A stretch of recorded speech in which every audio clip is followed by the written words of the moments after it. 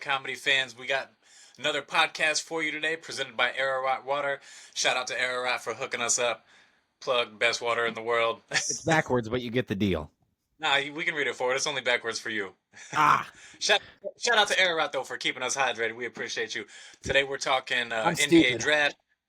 Today we're talking NBA draft. We got Bronny, handful of freshmen going early. We got a few trades that have been interesting, and so let's get into it. First up. Bunch. Bronny James, biggest story of the draft, pick number 55, the biggest story.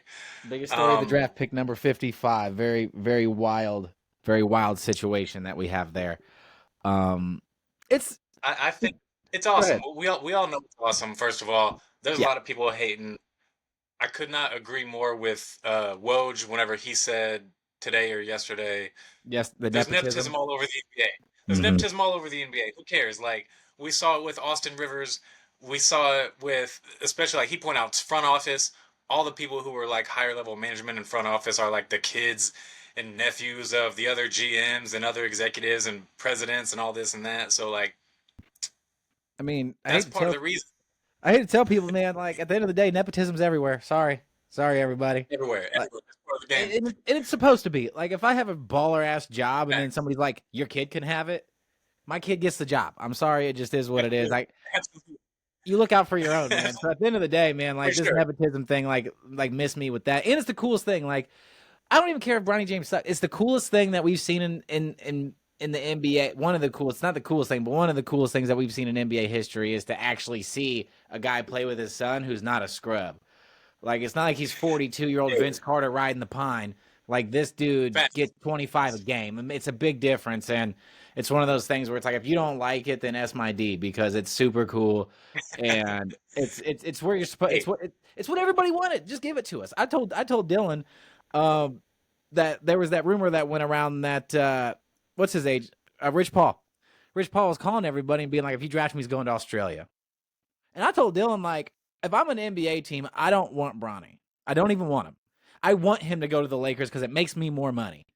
Who cares about drafting a bench player? This makes me more money as an owner, and as other players, this makes you more money. So I would have gonna let him do it anyways. But if you fucking call me being like, don't draft him, otherwise he's going to Australia, that's a bluff I might be willing to call at the end of the day. Call the bluff. Me personally, I'm drafting Bronny. You don't call me and tell me who I can and can't draft.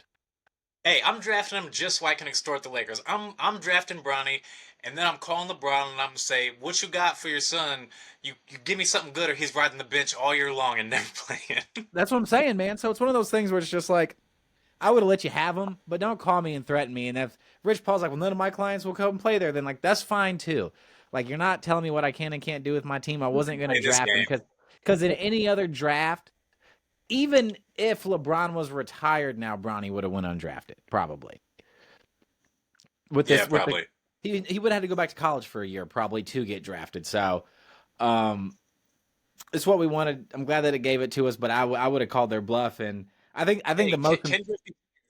Ken Griffey Jr. said he said this like a year or so ago. He said if Bronny James goes to the NBA and him and his dad are on the same team and they're playing together, he said him and his dad are going courtside game 1 to watch it happen. Tell me that shit ain't cool. That's must-see television. Must-see television there, man. And I think, as far as the draft goes, the Bronny James news is the biggest news for sure. But I think I know this is big news too, but what we need to talk about is the French invasion. Like, it's the French invasion, dude. It's not just a French invasion. It's a foreign invasion, and these American players need to get their act together, because right now the 4 best players in the NBA are all foreign. Correct. And it doesn't look like we're gonna have an American player be the best player in the NBA ever again. We ain't been MVP. We have Anthony Edwards. We have Anthony Edwards. Could be, but like, as of today, the 4 best players far and away are foreign. We got Joker, Luka, Giannis, Embiid. Those are the 4 best players in the NBA. I don't know who else you would even make a case for to be in that. Maybe Steph. See, this is why I've been saying, like, if you're the NBA and you want to get people jacked up, you want to get these people fucking jacked up, like, you need to do, instead of in the All-Star game, you need to do Team World versus Team USA. The Americans will never go for it. They will lose every year now. But I know Never because happened. they're afraid they're gonna lose. But at the end of the day, dog, like super pussy. Like super Facts. pussy to do that, man. Like as a competitor and as an athlete, I'm here to tell you right now, me personally, I'm over it. Like if I'm an NBA player and I'm from America, I'm over this shit, dude. Like it's time to put our foot down and go ahead and make a stand here because like I'm all for it. I don't care who plays in the NBA, but even as an American, I'm like I'd like to see a fucking American player go out there and hoop a little Well, bit. it's normal to have pride in your country, and you want your players who are representative of the country that you love and live in to be the best. Correct. And this isn't just an NBA problem. This is an America problem. Like us, and we don't have the hunger anymore, and that's what you're Correct. seeing on the court right now. And like that's a microcosm for what's really going on. But in the NBA, like these NBA stars that we have that are American, they don't have the same hunger that they used to. Well, I mean, a lot of these people too, like you're going to the NBA probably 6 or 7 years before you go now. Like you're the True, best player true. on your AAU team. You have trainers. You have these people, shooting coaches, conditioning coaches. Like these kids are 11, 12. They're children, and they're on like Yeah, regiments, and they play basketball 300 days a year, and like yeah. they're groomed to be professional athletes at a very young age, Right. and like there's a lot of gambling that goes along with all these kids playing basketball, all those things. Like there's a lot of money switching hands when it comes to a lot of these things. So, but Another thing that doesn't get talked about enough, and this I actually heard Gilbert Arenas be the first one to point this out, and I agree with him because if you look at the state of okay, so what you're talking about, these kids start playing basketball, they're groomed from the time they're 11, right? These are kids that are going to expensive basketball camps every summer. for These are sure, kids that are paying expensive trainers and coaches. The the kids who come from the slums can't make it to the NBA anymore. They can, but it's different. Like they have a correct, way harder route because they don't have access to these things. So the correct, kids who are hungry, the kids who really want it the most, don't have an avenue of access to the NBA anymore, and the product is suffering because of it. Like the NBA ain't grimy no more. Like there ain't no agreed, like hard real ass dudes in there no more. agreed. And so that's part of why the NBA is so soft. And we complain. Everyone who watches the NBA complains about it being soft.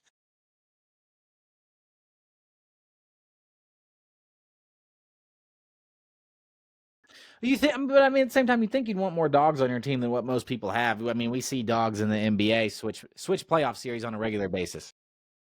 I mean, Jimmy Butler's a perfect example. Like, this is a dude that he plays much better than what his overall talent would would would suggest because he's a dog. He's hard, dude. Like Jalen Brunson's like 6'1".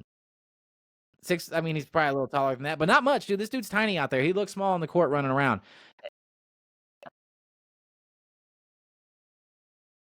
He was the best player in the Eastern Conference playoffs this year. He was the best player in the Eastern Conference playoffs. There's no question about it. He was hands down the very best player in the Eastern Conference playoffs, and didn't even get to play in the Eastern Conference Finals, and he was still the best player in the Eastern Conference playoffs. It's just because he has heart, just because he's a dog, and just because he gets shit done. And like talking about Jalen Brunson, I've been so excited to talk about the Nova Knicks. I've been so excited. I love it. I think that this is another great storyline for basketball. I think it's like the coolest shit ever. Like I even hope Tibbs gets fired and they hire Jay Wright. Like and Tibbs has done a great job. He doesn't deserve to be fired, but just keep it going, baby. Like I'm all for it. And I think the move actually made him contenders. Like you look at like certain moves and it's like, did this move actually move the needle? I want to see how the Knicks build the rest of their roster, but I don't even see a way for Philly to get better than them. I don't see a way for Philly to get better than Same. them. I don't see. I mean, there's avenues for Miami to get better than them, but Miami doesn't really pull Miami doesn't mortgage their future for players under any circumstances. Pat Riley has shown time and If time the Knicks can again be, that if I can't fuck you on a deal, I don't do them. if the Knicks can stay healthy this coming season, I like their they chances. should be the second best team. I like their I chances, still don't dude. think they're better than Boston. I like their chances. I don't think they're better than If Boston. they can if they can get a lucky injury, they can win the I don't think it's a East. lucky injury at this point. Just like when Porzingis goes down, be ready. Be ready when Porzingis goes down because That's homeboy, he's gonna miss the start of the season. Like his surgery, like he's already gonna miss like the first. I don't know how many yeah, games of the season, but he's not ready day one. I know that from what they're saying. So you just yeah. got to bide your time with this dude. You just bide your time, bide your time. Who knows? Their best bench player is 100. So there's another, so like there's ways. We'll see though. Like if the Knicks could add just another piece coming off the bench or something like that, I think that they would be ready to take the next leap. I think that they would have made the Eastern Conference Finals easily if they were healthy last year, anyways. It's like they would have Yeah, that's probably true. whooped up on Indiana, dog, no problem. Beat them fools up, dog. Like they went to 7 games with like 6 players, basically. Like everybody was playing 48 minutes a night. Like I love Josh Hart, I love DiVincenzo, but if those guys have to play 48 minutes for you to win a basketball game, it's really hard to do. It's really, really hard to do. Yeah. So, but I like what the Knicks are doing. I think that I honestly think there's a chance it makes the Knicks the second best team in the league, period. You think they leapfrog all the good teams in the West? They leapfrog Denver. I do think that. Minnesota, Dallas, better than all of them. I do. I think that they leapfrogged everybody. If you drop them in the West, they'd play the Celtics for the finals, in my personal opinion. I think that they're that good. And I also, like, these guys also benefit from something that nobody has, that these guys have been playing basketball together since they were like 19, 18. You're talking about 17, 18 years old. These dudes play together. They won national championships together. They're best buds. Like, at the end of the day, if you actually like the people you play with and you know how to play with those cats, you'll beat teams that are more talented than you because they don't know how to do that. Well, if across all sports, like, if you don't have a real team and real camaraderie in your locker room, you are not winning a championship. Correct. The Lakers with Kobe, Shaq, and Carmelo and Gary Payton proved it. Yeah, there may be a few exceptions to the rule, but I don't know if I've ever seen it since I've been paying attention to stuff. Yeah, man, it's been tough. Like, I don't know if I've seen it either. You got to have some kind of camaraderie there. There has to be at least a goal in mind together. Like, you don't have to like each other, but you all need to be willing to, like, if everybody's on the same page, like we do whatever it takes to win, then you can probably get it done. But you have to have some kind of camaraderie there with something. And the Mikal Bridges, it wasn't the only big news. We got Dejounte Murray over to the Pelicans as well. I think he pronounces his name DeJounte Murray. Sure. It is. It is. You're correct. Yeah. Everyone says his name wrong on TV. Even on ESPN, they say his name wrong like always. It is DeJounte. It's DeJounte. But good pickup for the Mavericks. I'm for the Pelicans? Super excited about that. Or yes, the Pelicans. Yeah, not the Mavericks. The Pelicans. That's a good move for them. He's gonna be a solid contributor for that squad. Yeah, but does it move the needle a ton? I mean, they're gonna make a lot of moves. Like. See, the thing is, like, I don't think it moves the needle a ton, but he can be a key piece on that squad, and if they can make, I think they're like a piece away from making serious noise in the West. Yeah, well, Brandon Ingram's pretty much gone. It looks like maybe surprising you and knocking off a team that you wouldn't expect them to knock off in the playoffs. I mean, they have 3-and-D wings on their team. They're pretty deep there, so like those guys are going to make the next jump. Brandon Ingram getting shipped out. Maybe that brings them in some more like bench talent, more depth. Maybe a big. I don't like Jonas Valanciunas being your starting center. It's been a lot better 5-6 years ago. It would have been a lot better then. But as at this point now, his game's not going to age super well. I was just going to say, they also on that squad, they got some athletes on that squad, and I know you can get, like, if you're surrounded with athletes, to have a player like Valanciunas, but me personally, I'd be going to get me a really good athletic big who can play serious defense, run the floor, do those things, and now that you have Murray and Zion, it's time to run. What'd you say? When you have Murray and you have Zion, that's what I'm saying. Yeah, like roll the balls out, let the horses out of the stable. Let's go. Let's go, dude. Like it's time. Even somebody like Clint Capella could be fine on that squad. Well, the rumor, the Hawks are willing, from what I've been hearing. And that move makes a ton of sense. And if they could finagle a deal where, like, I know everybody's saying like Brandon Ingram's for sure gone. They didn't like the way he played in the playoffs last year. He seemed disconnected from the team whenever he was on the bench in the fourth quarter. He seemed to pout a little bit, is what people say. I don't like to judge guys too hard on that. That's probably never happened to him before, and he probably didn't know how to handle the situation. But at this point right now, you have to look at it and make, if we keep Brandon Ingram, is he willing to be our third option on offense. Because if he's willing just to like be the third option and be okay with it because he gets money, we're gonna be good. We're gonna be and good. CJ McCollum's your 4 option. You bring a Clint Capella in there. Now I know there's a lot of money going. I know there's a lot of money switching hands right now, and I don't know if the Pelicans are willing to do that or if it's even possible with the new CBA. But if there's a way to pull off some of these things, I think you have to do it because at this point, like, if you want to win a championship, you have to beat Boston, and you need as much talent on your team as possible to do that. Yeah. But I mean, and you have to, because Boston shoots 43s a night, Right. 40 to 53s a night. Right. So you got to be able to make it rain also. Otherwise, you can't beat a team like that. No, because even if they make, say they shoot 43s, you make 12 of them, 13 of them. It's 39 points on the board right there. And then the Celtics have decent defense. Like it's like perfect was the NBA Finals. Yep. The Celtics shot more threes than the Mavericks every night. The only night that they didn't shoot way more was the one game that the Mavericks won. They shot like 4 or 5 less threes, and they won that. Yeah, game. and while we're on the Murray situation, does that signify a Trae Young trade to you, or does that signify like we had to get rid of a guard? I hope so. I think so. We got to get Trae Young out of Atlanta no matter what. At all costs, save this man's career from this dumpster fire that's going on in Atlanta and that trash organization. Save Trae Young. But if you're Atlanta, Atlanta, we had the 1 pick. We drafted this guy. We still have Trae Young. We got some draft picks now. I would say trade Trae as well because those 2 first-round picks, you gave up like 4 to get Murray. You gave up 4, I think. And well, from Atlanta's side, I don't think Atlanta, like from their perspective, necessarily needs to trade Trae. My thing is from a fan perspective. Yes. Like, I hate watching players that good play on teams that bad with front offices who don't care about winning. And let's be real, the Atlanta Hawks, as long as I have been watching basketball, like over 20 years now, 25 years, the Atlanta Hawks have always been that team that's like, we're going to make like the 6, 7, or 8 seed and make money and not win. Yeah, I mean, they were solid. Except for 1 year they won 60 games. They were solid. They've had solid seasons, but they built those teams to still, yes. Even those teams that won 60 games were really built to be a 7, 6 seed. They weren't built to dominate. They just happened to be cohesive and great role players. Jeff Teague, Al Horford, Kyle Korver, Paul Millsap, like those guys are really good basketball players. Correct. But that team ain't good enough to win. No. Not even close. No, they're not. And from a fan perspective, like get Trae out of there. But if you're the Hawks, like you were just gifted the 1 pick, like you barely missed the play-in. Like they made the play-in, but they didn't make the playoffs. Like they had a very, very, very small chance of getting that 1 pick. So you were just gifted with this 1 pick.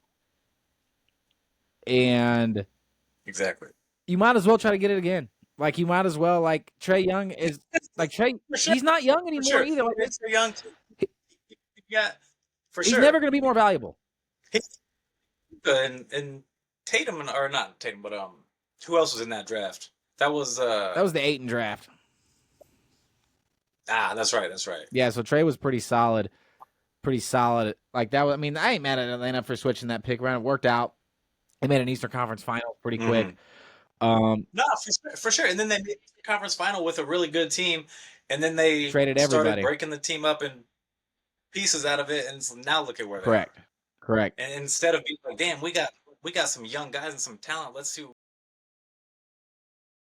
Yeah, they did for sure. So we'll see. We'll see kind of what happens there. Like we have free agency right around the corner. Tomorrow. Yeah, dude. Tomorrow. So we'll see where Paul George goes. We'll see kind of what happens with all that situation. But I'm here for all of it. I'm here to see where he goes. I'm here to see kind of what happens. And yes. We'll see. We'll know a lot. We'll know a lot Sunday night. We'll know where some of these dominoes have fallen. We'll kind of see, and we'll bring it right back, and we'll fucking let you guys know what we think about it with probably some of the, if not the greatest insight you guys have ever heard. Maybe the best.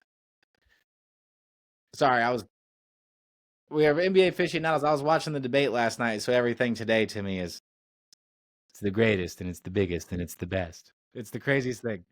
When I was watching it, I told my wife last night. She walked in. She said, "How's the debate going?" Oh my god, dude! when this dude said that we had the cleanest water in history, I'm like, this dude's hilarious. This is the craziest thing I've ever seen. It's the craziest thing I've ever seen, dog. Like, I'm not This even is what I'm like, talking about. I got Hey, I got no dogs in this fight, if, me personally, and it's just like I told my if wife, I y'all was just like, see the how is everything the biggest and best? It's the funniest thing I've ever like the brazenness of this man is fucking hilarious. So we have the greatest podcast. if y'all didn't catch the episode we did with the Biden and Trump You debate and watch it. Don King promoting it, you need to go watch that episode and share it social media for making fun of We Joe getting Biden. You know everybody in how it. it goes out here. So spread it to your friends. And we made fun of him and Trump. We hit them both, but it's not like we didn't show any bias. But Oh yeah. that's how the Hell social yeah. Check it platforms out, watch operate. it. So we don't play by the rules all the time. And So you guys need to gotta come help back share for the next that. pod too, because All we're right, gonna be talking good shit. And who knows, we might we'll be have a back next guest. week. We don't have anybody scheduled yet, We'll but we might. So think about it, you know. y'all appreciate y'all tuning in. Appreciate y'all. That's a wrap for episode It Rat rat. Comedy Podcast It by rat. Air Rat. Stay hydrated.